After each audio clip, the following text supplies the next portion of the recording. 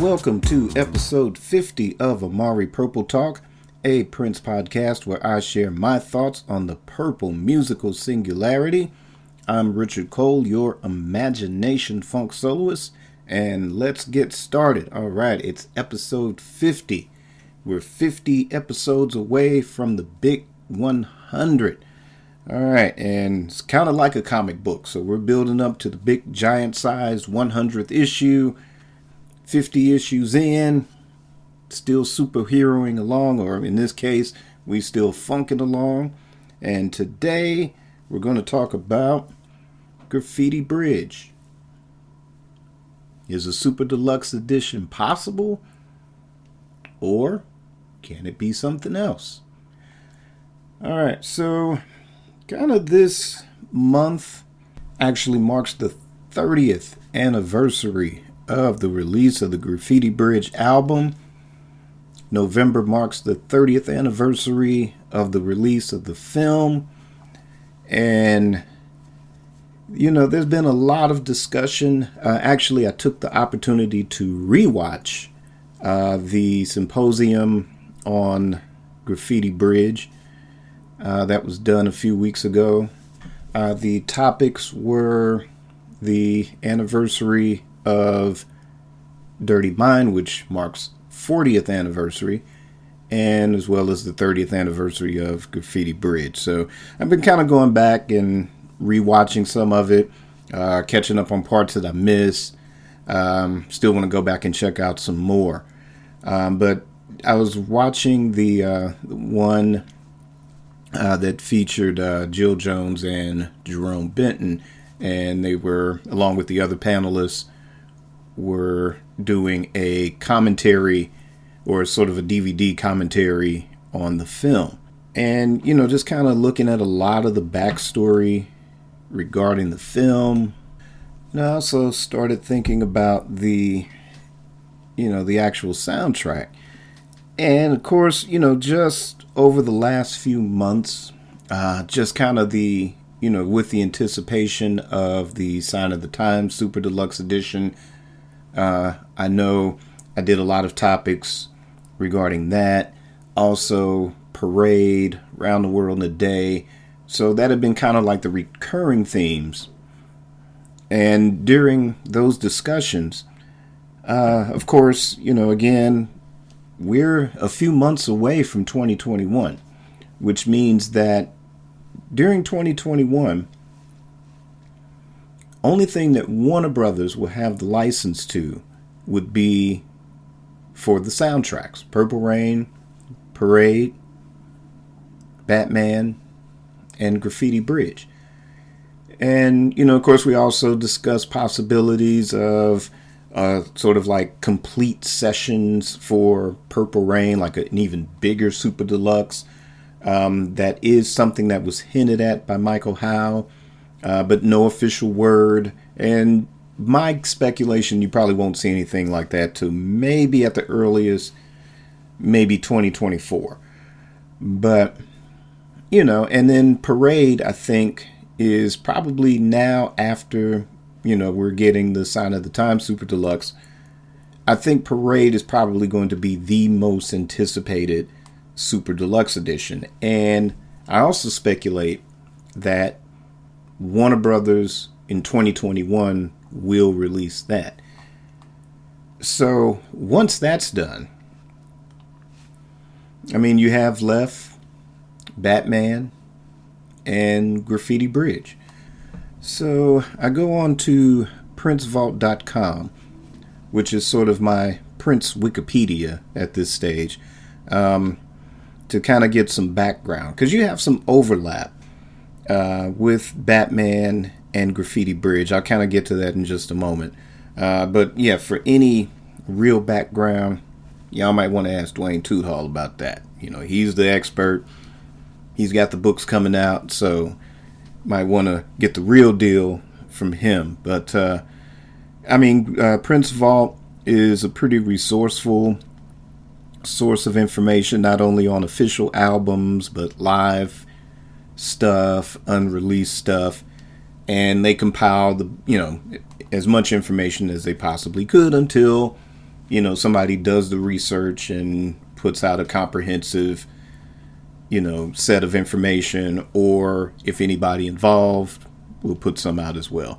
But anyway, going back to princevault.com and the research I was doing in regards to Graffiti Bridge, again, there's a lot of overlap. You have overlap not only with the Batman soundtrack itself, you have his originally planned album, Rave Unto the Joy Fantastic.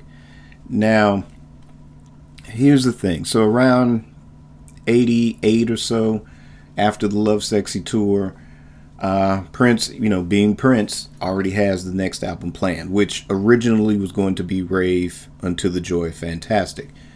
But after the sort of lack of major success with not only the Love Sexy album, but the Love Sexy tour as well, Warner Brothers felt, okay, we don't really necessarily need another album from you right now. Go ahead, take like a year off and, bring us an album later.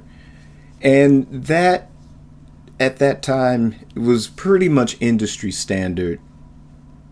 If you put out an album, then, you pull out as many singles as you can, especially if it's really successful, and try to, swing for those thriller fences, let's get 5 hit singles out of it. Let's get 7 hit singles out of it, or whatever. But in addition to that, then you go out and, you got a bunch of videos, and then you also go out and tour as well. And then probably by the time you're finished touring, then, a year and a half, couple of years have passed. And then the record company says, okay, cool, it's time for a new album. And then you kind of start that formula all over again. And, in Prince world, that was never the case. He was more like James Brown than, say, Sly Stone or Stevie Wonder, where it's like, okay, Stevie's not going to put out an album until he says it's done. And, at this juncture, it's sounding like decades. But, for Stevie, it would be 2 years, 5 years, but Prince would put out an album at the speed of thought, if that was humanly possible to do. So now Prince is sidelined by Warner Brothers until the opportunity to do the Batman soundtrack came along. So there were tracks originally intended for the Rave Unto the Joy Fantastic album. Some of those have been reworked for Batman. But other songs too, like Graffiti Bridge, for example, the title track, that was slated for Rave Unto the Joy Fantastic. However, Prince was working on the script to Graffiti Bridge as early as September of 1987.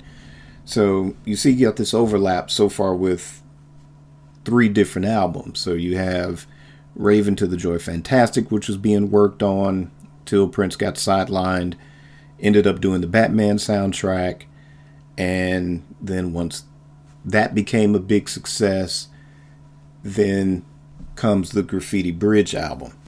So now you have 3 albums, which would make a very good case to put together Graffiti Bridge Super Deluxe. From the Warner Brothers perspective. Because if you research, again, on princevault.com, and if you go to the Rave Unto the Joy Fantastic, there are 3 different configurations for this album. 2 were from October and November of 1988, and the other one's from mid-January of 1989. So, as far as, we're not going to really get into the Batman tracks. Again, like I said, there's a couple of things on Rave Unto the Joy Fantastic that would make an argument for, I would say, not necessarily a super deluxe edition for Batman, but definite bonus tracks. But that would be a discussion for another day. But we're going to look at the Graffiti Bridge aspect of it. You have probably the most interesting would be Prince's take on Melody Cool, which I haven't heard it, and I don't know if there's a version that's circulating amongst the collectors. But there is a version with Prince vocals before Mavis Staples, and I would assume this would be definitely on the October-November 1988 configurations of it. Also on those configurations, let's see, Elephants and Flowers appears twice. And you also have Consistent through all three, Still Would Stand All Time. And you also have, on the 1989 configuration, you also have Pink Cashmere, which, could that go on a Super Deluxe for Graffiti Bridge, or would it go somewhere else? Now, kind of further reading on PrinceVault.com for this entry on Raven to the Joy Fantastic, it looks as if definitely Mavis Staples only appears as co-lead vocals on God Is Alive. So definitely all three versions, or at least Prince's version of Melody Cool, appears on all three track sequences that were planned for Raven to the Joy Fantastic. Now, I've also tried to see if there was a version of Round and Round that featured Prince's vocals. And to me, if one does exist, that would be one of those sort of surprises and one of those few things from the vault that all of us have never heard. So that's also a possibility as well, something that could make the cut for a Super Deluxe edition. So the possibility exists. Like I said, you have an overlap of 3 albums. 2 of those have been officially released, and both have been released as soundtracks. There are a couple of items that were released on other things, such as, say, Pink Cashmere, that have been, that you can include as part of a Super Deluxe set. There could be a possibility of Round and Round, the Tevin Campbell track on Graffiti Bridge. There could be a version with Prince's vocals, just like there's a version of Melody Cool that exists with Prince's vocals on it.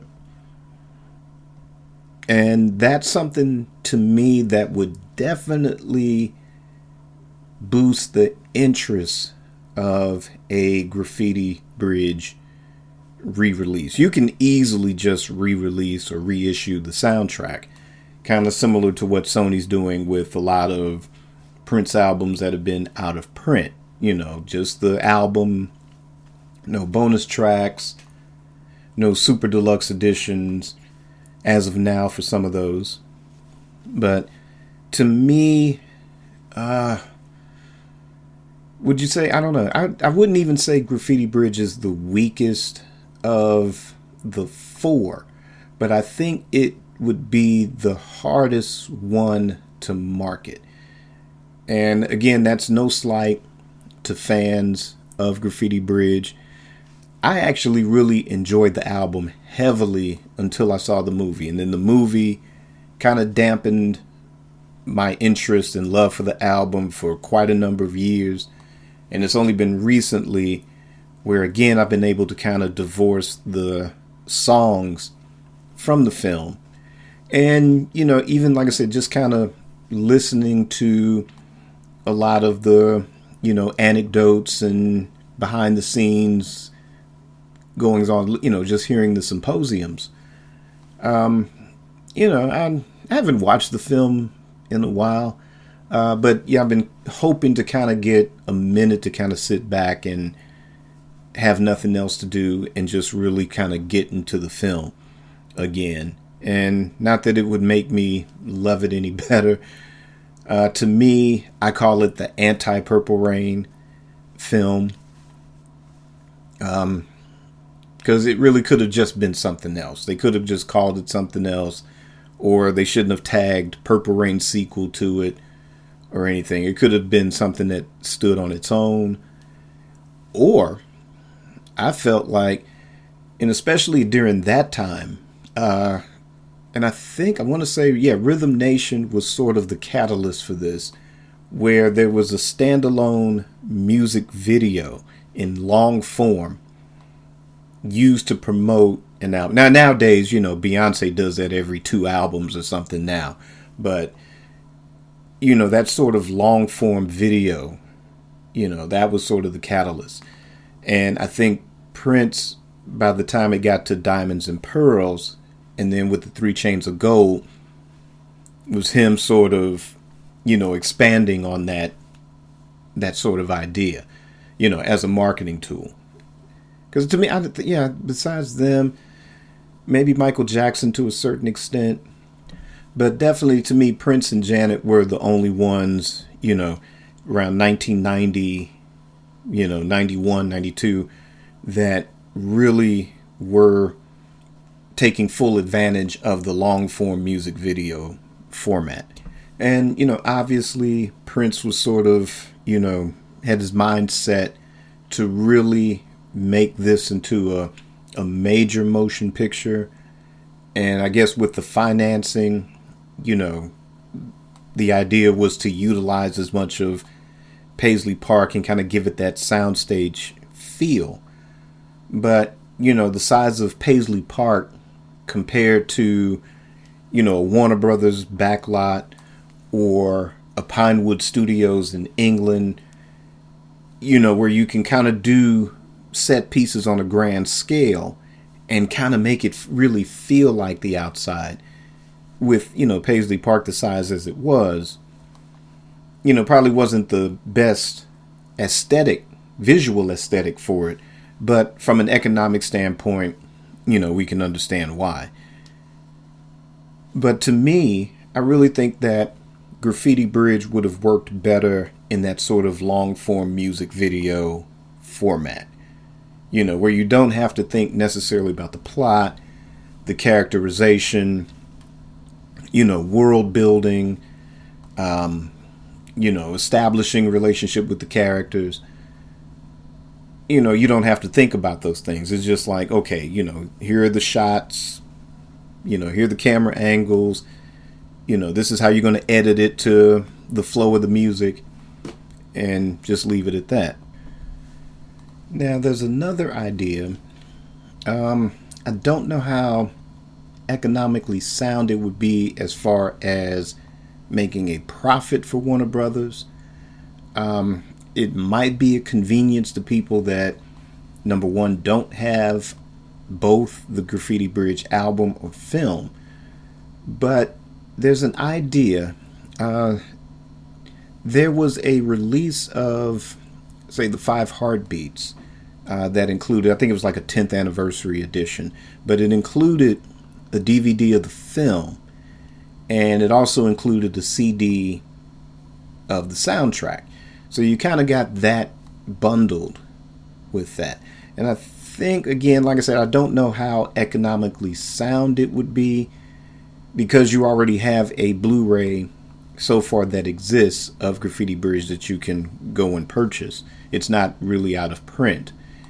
And in addition to that, Warner Brothers and Universal entered into a joint venture that would take sort of a lot of films that are sort of that cult status. They weren't like the classic films of the old days, or they're not the popular, successful blockbusters or Academy Award level films that would get like a serious Blu-ray treatment or anything like that. But it would utilize the manufacturing and distribution of a lot of those sort of cult films, like a Graffiti Bridge or like an Under the Cherry Moon, and to continue to manufacture, distribute those for your film buffs, your serious Blu-ray collectors.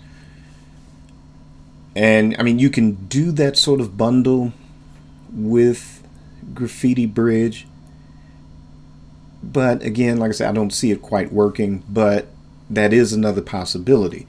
What I think, as far as an actual super deluxe version, what would work the other way would be, like I said, take all those tracks, Rave Into the Joy Fantastic tracks, maybe some of the original versions, like the original version of Tick Tick Bang or something, which to me, I like that version a lot better than the version that's actually on Graffiti Bridge. But the opposite for Can't Stop This Feeling I Got, because I enjoy the Graffiti Bridge version maybe slightly better than any other version I've heard so far. So, but you can take those sort of original versions or earlier versions of certain songs and drop them into a super deluxe along with the rave stuff. Again, serious liner notes, and maybe you can bundle the actual film with that. I mean, you can still have the actual Blu-ray that you can just go and get, if you just want to just get the Blu-ray. But to me, that would make a Graffiti Bridge Super Deluxe a really good selling point. So, like I said, just compile the tracks from Rave, the original earlier versions of certain songs such as Tick Tick Bang and Can't Stop This Feeling I Got. Let's see, Question of You. Now, that was actually worked on in the summer of 1985. So I really probably wouldn't be surprised if that might end up on a Parade Super Deluxe. So there are those decisions that, those are the decisions that Michael Howe gets paid to sit down and think about. But preferably on a Graffiti Bridge Super Deluxe edition. I don't know. I guess if I were making these decisions, so yeah, if the estate and Warner Brothers decided to say, hey, Richard, what would you think would work as a possibility of reissuing Graffiti Bridge? For me, I would definitely try to go this Super Deluxe route with this and include the material from Rave Into the Joy Fantastic. And there were also a number of songs that were included during the first draft of the script for the film. The titles of these songs, most of these I have not heard, but they are called Ruthie Washington, Jet Blues, Camille, Everything Could Be So Fine, XYZ.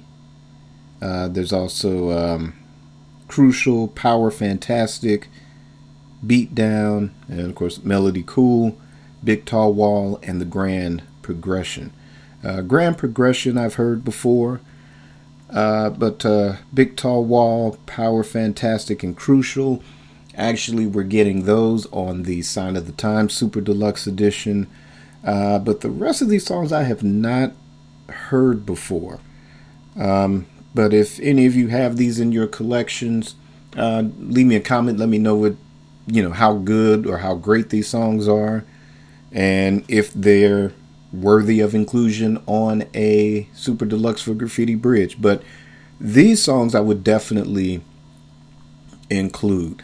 Like I said, to me, to get Graffiti Bridge to the level as far as Super Deluxe editions, to get it to a level of a Purple Rain Super Deluxe or box set or complete sessions or whatever you want to call it down the road, or like I said, we're probably definitely getting a Parade Super Deluxe. To get it on the level of those two, to me, including those Rave into the Joy Fantastic tracks that have been left unreleased, to include these songs that were intended for the first draft, again, minus Power Fantastic, Crucial, and Big Tall Wall. Like I said, those are already going to be on Sign of the Times Super Deluxe. But having those songs, so you would probably have something that's maybe 2 or 3 discs long. You have the single CD of the actual Graffiti Bridge soundtrack, and maybe a disc or 2 of these extra bonus tracks to kind of weigh it up. And like I said, include a DVD or Blu-ray of the film. That's optional. Or have like a Blu-ray with the film, the extended video for Thieves in the Temple, and maybe something with a 5.1 surround of the soundtrack as a bonus, you know, or a Dolby Atmos type of a thing, you know, on the Blu-ray DVD, if you're going to bundle a DVD of the film with it. And then, you know, like I said, still have the Blu-ray that's available that you could purchase as a standalone as well. So basically, that's my thoughts on what a Graffiti Bridge Super Deluxe would entail, or the other possibilities as well.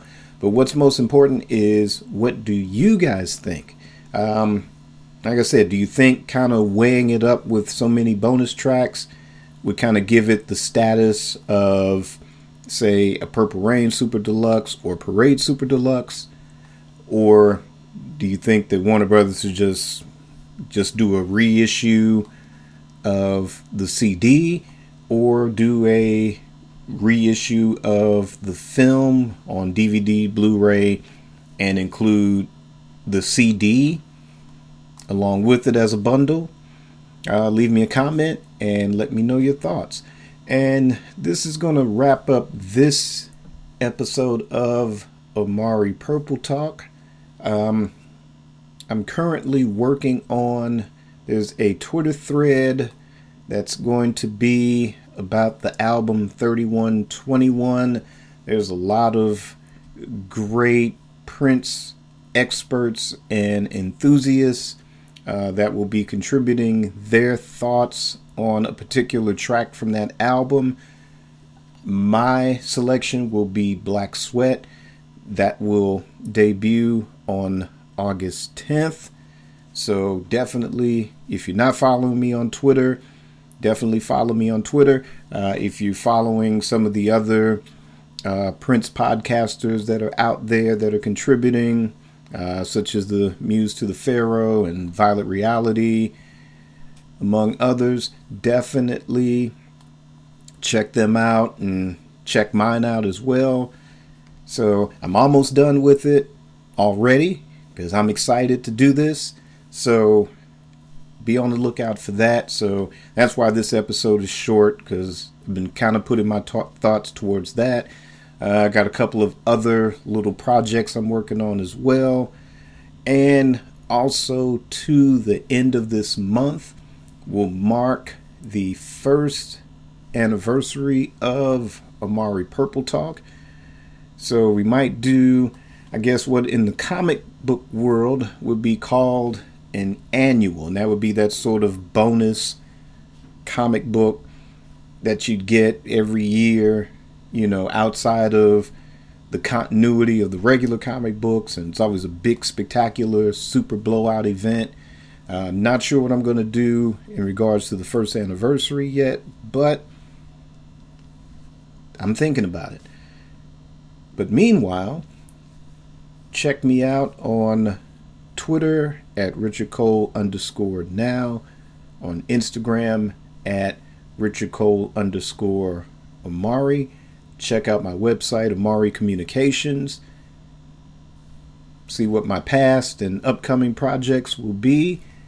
Also purchase some Amari merchandise. There's Amari Purple Talk t-shirts, mugs. There's other cool t-shirts and stuff and water bottles and stuff and stuff and stuff, go to amaricommunications.com and get some stuff. All right, and that's going to conclude this week's episode. Thanks for tuning in, and don't forget to always download and listen on your favorite podcast platform. And if you're listening on YouTube, be sure to to like, subscribe, hit that notification bell, all that fun stuff. And I will catch you guys next week. And as always, keep it purple and on the one.